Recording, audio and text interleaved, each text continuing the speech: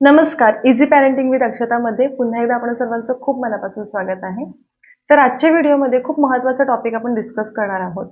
आपण मुलांचा खूप अभ्यास घेतो, मुलांच्या मागे खूप मेहनत करतो. आपल्याला कुठेतरी असं वाटतं, की मुलांनी खूप चांगले मार्क्स स्कोर करावे आणि दुःखाची गोष्ट अशी आहे, की मुलांना टेस्टमध्ये किंवा परीक्षेमध्ये किती मार्क मिळतात, त्याच्यावरून आपण ठरवतो, की मुलं किती हुशार आहेत. काही वेळेस आपण खूप प्रयत्न करून सुद्धा मुलांना अभ्यास कळत नाही किंवा इतर मुलांना जो अभ्यास 1 ते 2 अटेम्प्टमध्ये कळतो तोच त्यांना 3 ते 4 अटेम्प्टमध्ये कळतो किंवा काही ज्या गोष्टी आहेत त्या त्यांना अजिबात समजत नाही. याचा अर्थ त्या मुलांची ग्रास्पिंग अबिलिटी थोडीशी कमी आहे अभ्यासाच्या बाबतीमध्ये. मग अशा मुलांचा अभ्यास कसा घ्यायचा किंवा अशा मुलांचं करिअर कसं असेल? कारण असे भरपूर पालक आहेत जे चिंतेमध्ये असतात आणि मला कमेंटसुद्धा येतात, की आमची मुलं अजिबात अभ्यास करायला बघत नाही. त्यांनी अभ्यास केलेला त्यांना समजत नाही किंवा त्यांना लिहिता वाचता येत नाही. मग आम्ही त्यांचा अभ्यास कसा घ्यायला पाहिजे किंवा त्यांचं भविष्यामध्ये काय होणार? तर पहिली गोष्ट म्हणजे मी नेहमी तुम्हाला सांगत असते, की जी मुलं अभ्यासात चांगलं करतात, त्याच मुलांचं चांगलं करिअर घडते असं नाही आहे.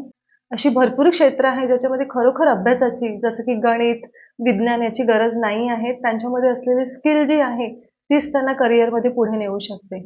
तर आजच्या व्हिडिओमध्ये अशी जी मुलं आहेत त्यांचा अभ्यास कसा घ्यायचा किंवा बघा आपल्या मनात एक असतंच ना, की मुलं भलेही ग्रॅज्युएट नको होऊ दे, पण ॲटलीस्ट 10वी ते 12वी पर्यंत शिक्षण तरी त्यांनी घेतलं पाहिजे. त्याच्यानंतर त्यांचा मार्ग मोकळा आहे, की त्यांना ज्या गोष्टीमध्ये आवड आहे त्या त्यांना आपण करू देऊ शकतो.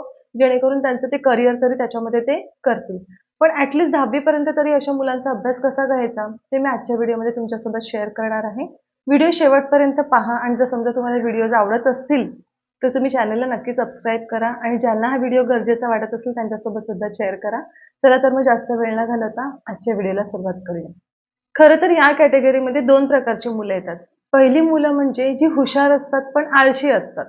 म्हणजे त्यांना अभ्यास अजिबात करायचा नसतो, पण त्यांनी जर अभ्यास केला तर ते नक्कीच अभ्यासामध्ये पुढे जातील.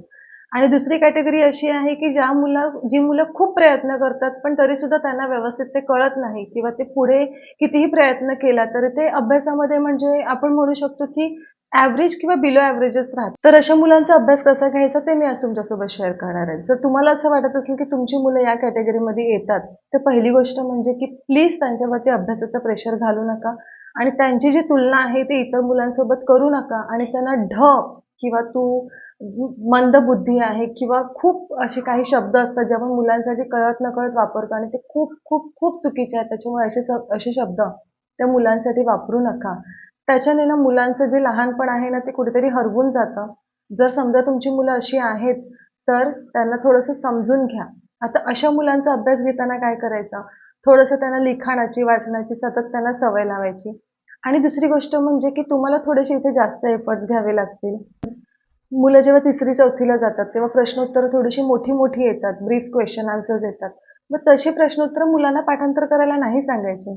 परीक्षेच्या आधी टीचर पेपर पॅटर्न देतात. त्या पेपर पॅटर्नमध्ये ऑब्जेक्टिव्ह क्वेश्चन सुद्धा असतात. आता पेपर पॅटर्न सुद्धा शिक्षक जेव्हा सेट करतात, तेव्हा त्यांना अशा पद्धतीने सेट करावं लागतं, की सगळ्या मुलांचा विचार करावा लागतो. ज्याच्यामध्ये ॲव्हरेज मुलं असतात, बिलो ॲव्हरेज असतात, टॉपर असतात आणि अशा पद्धतीने त्यांना क्वेश्चन पेपर सेट करावा लागतो, जेणेकरून ॲटलीस्ट सगळी मुलं जी आहेत ती पास तरी झाली पाहिजेत किंवा जी मुलं खूप टॉपर आहेत, जी मुलं खूप हुशार आहेत, त्यांना असे चॅलेंजिंग क्वेशन्स दिले जातात, की जेणेकरून त्यांना पूर्ण मार्क मिळताना सुद्धा इझिली नाही मिळायला पाहिजेत.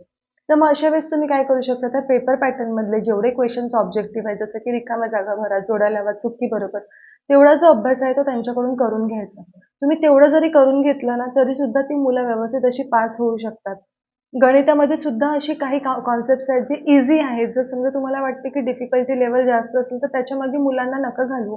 आणि तुम्हाला खरं सांगू ॲक्चुअली ही जी मुलं असतात ना, म्हणजे ज्यांना नाही समजत, त्यांच्यामध्ये खरं तर काहीच इश्यू नसतो. त्यांना फक्त कसली गरज असते माहिती आहे का? मोटिव्हेशनची आणि एका पुशची गरज असते.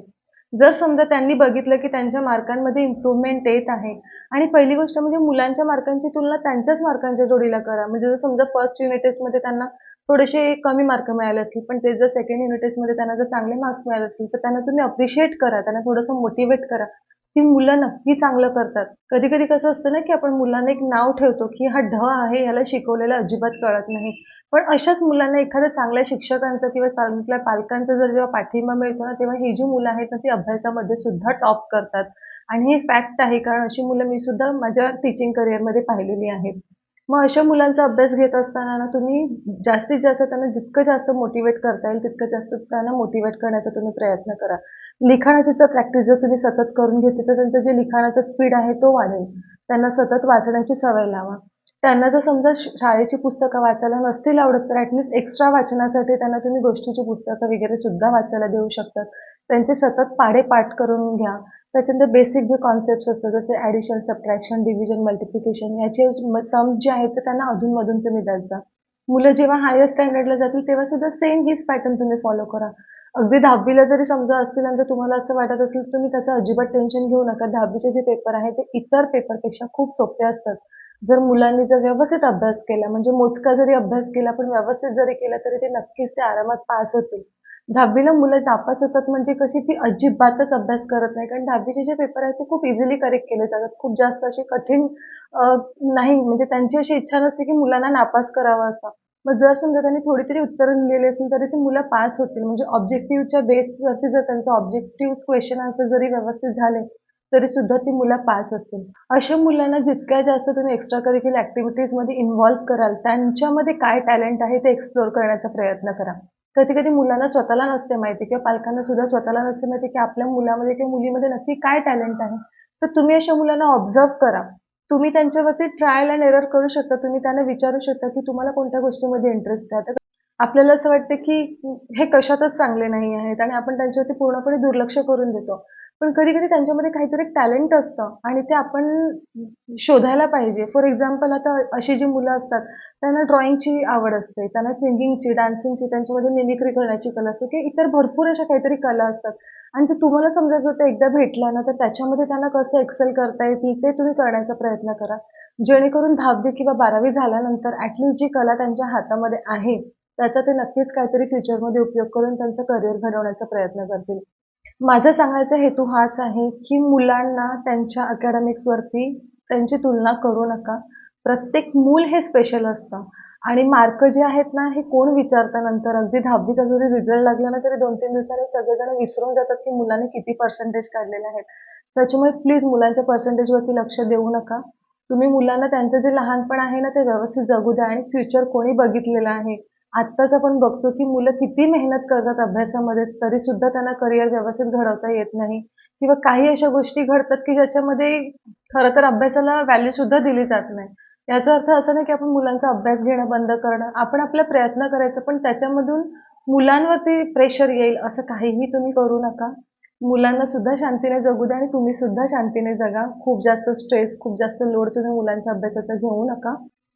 तुमच्या मुलांचं सुद्धा करिअर खूप चांगल्या प्रकारे घडेल. त्याच्यामुळे तुम्ही सुद्धा स्ट्रेस घेऊ नका. तुमच्याने जितका प्रयत्न होतो तितकं तुम्ही करा आणि जितकं जास्त पॉझिटिव्ह वेने या गोष्टी घेता येतील, तितक्या जास्तीत जास्त पॉझिटिव्ह वेने घेण्याचा प्रयत्न करा. तर आजचा व्हिडिओ मी इथेच संपवते. खूप जास्त मोठा व्हिडिओ करत नाही. तुमच्या ज्या काही क्वेरीज असतील तर तुम्ही कमेंट बॉक्सद्वारे मला कळवा. जर शक्य असेल तर त्याची उत्तरं मी तिथेच देण्याचा प्रयत्न करेन किंवा जर एखादा व्हिडिओ जर बनवण्याची गरज असेल तर व्हिडिओच्या माध्यमातून किंवा शॉर्ट्सच्या माध्यमातून मी सतत शॉर्ट्स अपलोड करतच असते आणि तिकडे प्रश्न सुद्धा लिहिते. मग अकॉर्डिंगली तुमचा जो कोणता प्रश्न असेल तर शॉर्ट्स तुम्ही पाहू शकता. त्याच्यातून तुम्हाला त्याचं उत्तर मिळेल. चला तर मग लवकरच भेटू एका नवीन व्हिडिओमध्ये. तोपर्यंत आपली काळजी घ्या. धन्यवाद.